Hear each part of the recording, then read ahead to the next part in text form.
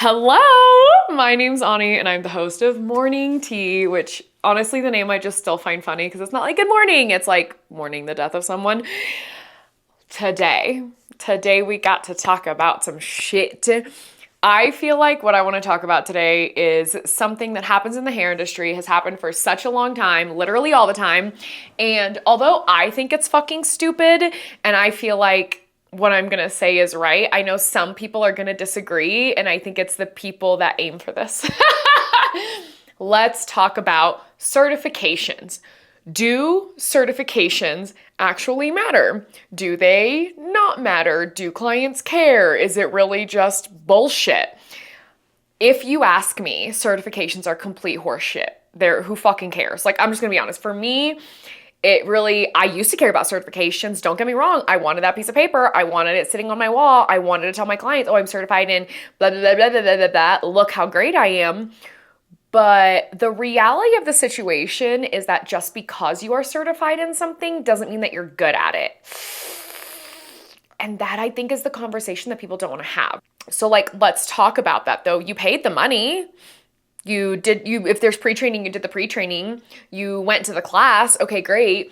Do you think that that should make you certified in something? Like, that's like an honest question.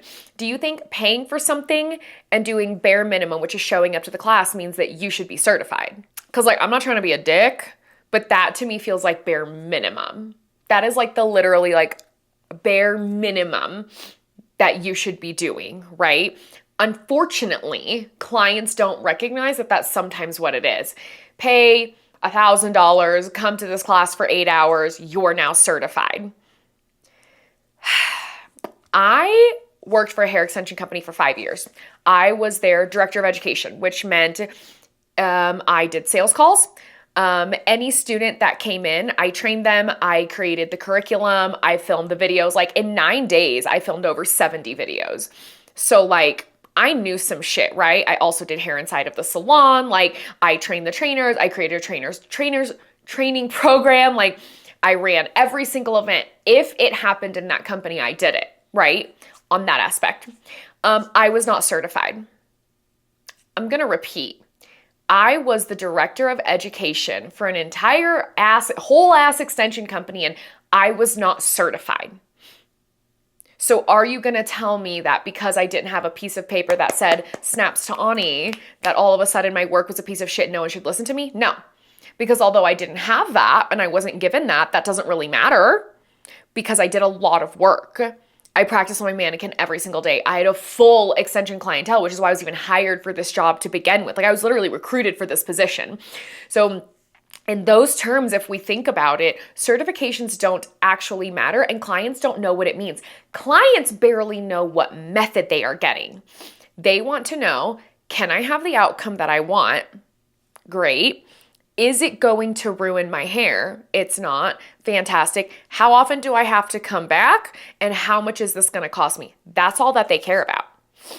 That is literally the only thing that they care about. Outside of that, whether you're doing ABC, 1, 2, 3, XYZ, clients don't care.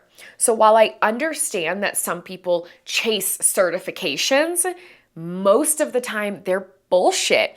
I've also known companies that have been like, oh yes, like we have a whole certification program, blah, blah, blah, this and that, da, da, da. And then guess what?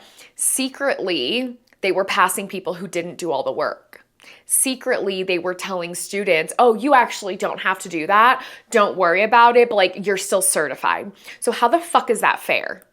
How is that fair that these 50 students had to do steps 1 through 99, but then all of a sudden another person only had to go through step 60?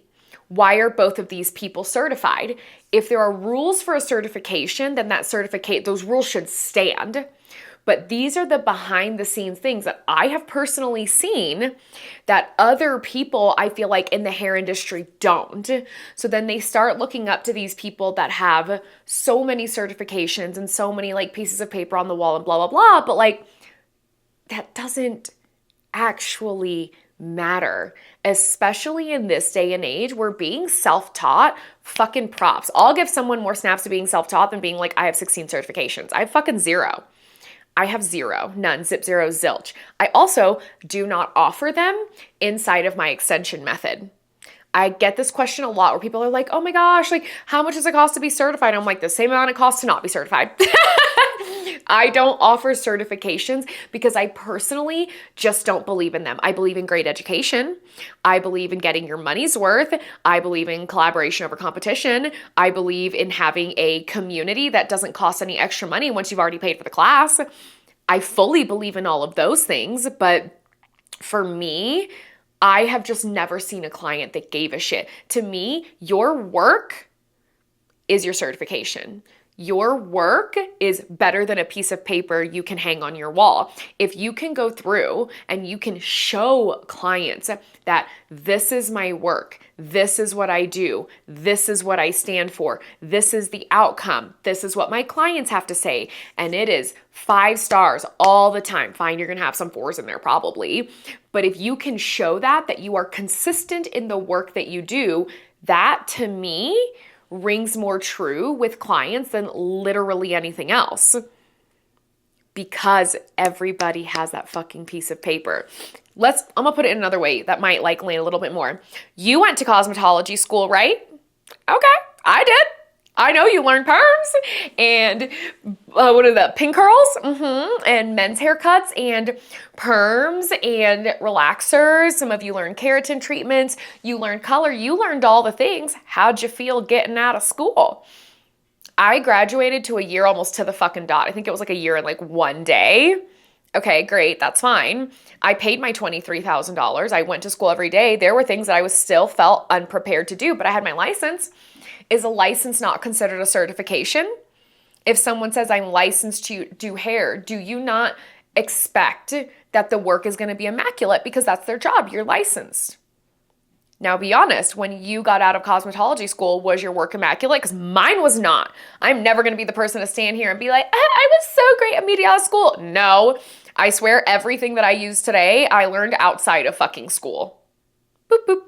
And that's just how it is sometimes. Do you know what I mean? So maybe that's another way that we have to start looking at it. There are some really bad hairstylists. And that's not to shit on anyone in particular. It's just the truth. There's some really bad hairstylists that are licensed. There are some phenomenal stylists that have never been to school and don't have a license.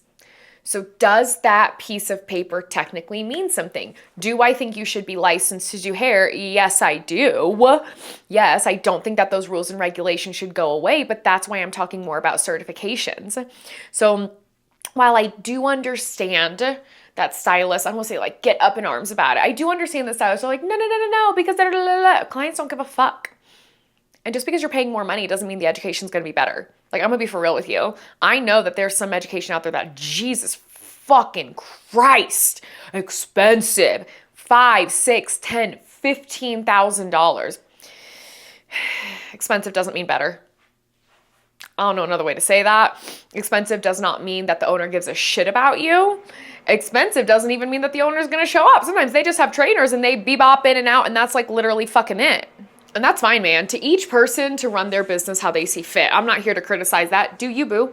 I know how I like to show up, but my entire point of this is I think we get a little bit maybe too caught up in like the fanciness of something. Like, well, I paid $10,000 and I was certified in ABC. And? Because to be frank, when I started doing extensions, the education was good. It was fine. Like, that's all it's supposed to be. It was fine. But now with the way that social media and online education and platforms and all of these things have evolved, education's fucking rad. It is so goddamn good now that the youngins, the newer stylists who are just getting out of cosmetology school, they are way better than I ever was leaving cosmetology school. It took me years and years of practice to be as good as they are. I'm talking like a few months or a year out of school, because that is how education just keeps elevating. But are they certified? I think we have to just stop focusing on the wrong things. Who gives a fuck? Clients truly don't know, which is why I also tell people, like, whenever you're promoting yourself on social media, if you want to be like, I'm trying to think of a method, I'm not going to use any real names. we're going to keep going with ABC. I'm ABC certified. I do ABC hair extensions, ABC, ABC, ABC. Well, you're not building trust with you. You're building trust with ABC. Your clients trust ABC. They don't trust you. So if you now ever change your mind, you're fucked. Because all you did was say ABC is the best, nothing is as good, everything else sucks, ABC, ABC, ABC, ABC, ABC. And then one day, let's say you happen to learn something that you like a little bit better. Once again, extensions evolve just like hair color and the way that we color hair and perms and relaxers and everything else. Then all of a sudden your client's like, but you've been spending the past 5 years telling me that ABC was the best. Why is this the best now? You seem to be flip-flopping, seem to be changing your mind quite a bit. That causes a problem. Clients don't care. The most that they're going to know is it a weft? Is it that long row of hair? Or are they individuals or tape-ins? Honestly, that is to the extent that I have found that clients give a fuck.